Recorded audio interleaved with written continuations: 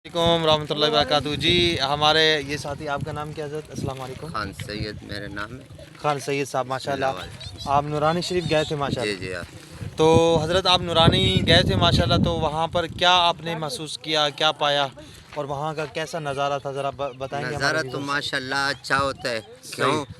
अल्लामा इकबाल का एक शेर है, खुदी को कर बुलंद इतना कि हर तकदीर से पहले सुभान अल्लाह। खुदा बंदे से खुद पूछे कि ए बंदे तेरी रजा वाह क्या वाह वाह है। वाह, क्या बात है, क्या बात लेकिन है। अगर आप खुद समझदारी कर रहे हो, अभी इस माहौल को देखो, ये आपको ऐसा लगेगा जी जैसा गांव की तरह। जी जी माशाल्लाह, देखिए जी पहाड़ों से पानी, चश्मे हाँ। फूट रहे हैं तो और बहुत ठंडा ठंडा पानी। बहुत और मिसाल है। जी शेरी हिसाब किताब और होते, जी जी जी। बाजार का और होता बहुत है। और और यहाँ का माहौल जो है ना, वो तो सुभान अल्लाह सबसे ही माशाल्लाह मुनफरद है। मेरे लिए जी दो खड़े हुए, चलें चलें, नाराज नहीं वो होना। नहीं, बहुत ओके, शुक्रिया। अस्सलाम अस्सलाम वालेकुम। वालेकुम। वालेकुम वेरी रहमतुल्लाहि व बरकातहू। माशाल्लाह जी, इनसे भी हमने तासुरात लिए और हमने थोड़ा सा तासुरात ले लिए ताकि पूछ लें कि ये नूरानी शरीफ से होके आ रहे हैं ना। तो उन्होंने बहुत प्यारा जवाब दिया कि यहाँ का नज़ारा तो अलग है माशाल्लाह।